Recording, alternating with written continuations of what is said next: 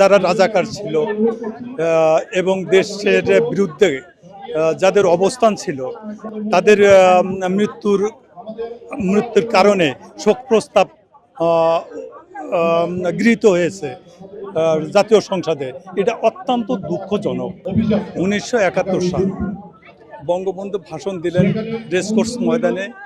এবারের সংগ্রাম স্বাধীনতার সংগ্রাম, এবারের সংগ্রাম আমাদের মুক্তির সংগ্রাম, এই কথা এবং ওনার প্রতি আমরা আওয়ামী লীগের তখন ছাত্র আমরা উদ্বুদ্ধ ছিলাম।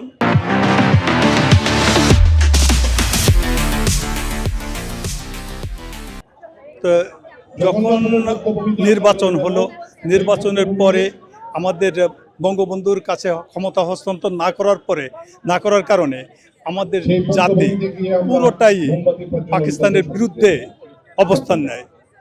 তখন আমরা অপেক্ষা করতেছিলাম যে বঙ্গবন্ধু কি নির্দেশ দেন। 26শে মার্চে উনি ঘোষণা করলেন আমাদের এবার স্বাধীনতার সংগ্রাম।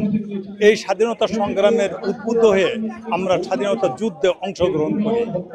অত্যন্ত এখন ওই যে মুক্তিযোদ্ধার যারা রাজাকার ছিল এবং দেশের বিরুদ্ধে যাদের অবস্থান ছিল তাদের মৃত্যুর কারণে শোক প্রস্তাব গৃহীত হয়েছে জাতীয় সংসদে। এটা অত্যন্ত দুঃখজনক। এটা কোনো রকমই গ্রহণযোগ্য না। কারণ যে তারা এই বাংলাদেশকে চায় নাই, বাংলাদেশ স্বাধীনের পক্ষে তারা ছিল না। এখন তারা বাংলাদেশে প্রতিষ্ঠিত হওয়ার জন্য এবং নিরীহ যে সমস্ত লোক আছে তাদের দৃষ্টি তাদের প্রতি আকৃষ্ট করার জন্য এই সমস্ত তাল বাহানা করতেছে। এটা অত্যন্ত দুঃখজনক। এটা কোনো গ্রহণযোগ্য না। আমরা যে উদ্দেশ্য নিয়ে মুক্তিযুদ্ধ করেছিলাম, আমরা তার করতে পারিনি। সেই উদ্দেশ্য আমাদের পূরণ করতে পারেনি। অনেক গ্যাপ আছে, যে গ্যাপগুলো পূরণ করতে আরও অনেক অপেক্ষা করতে হইতো। কিন্তু সরকার পরিবর্তন হওয়ার কারণে এখন এটা কোনো রকমই সম্ভব না।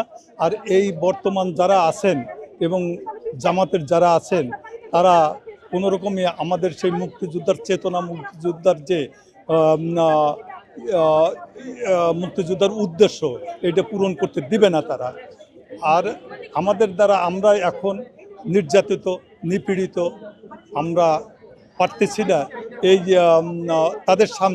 তাদের সঙ্গে সংগ্রাম করে আগাই যেতে।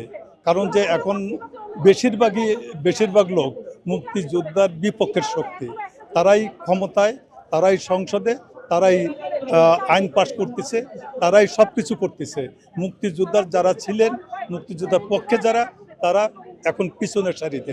তারা আর এখানে তাদের কোনো বক্তব্য নাই, তাদের কোনো কর্মকাণ্ড নাই বর্তমান সংসদে।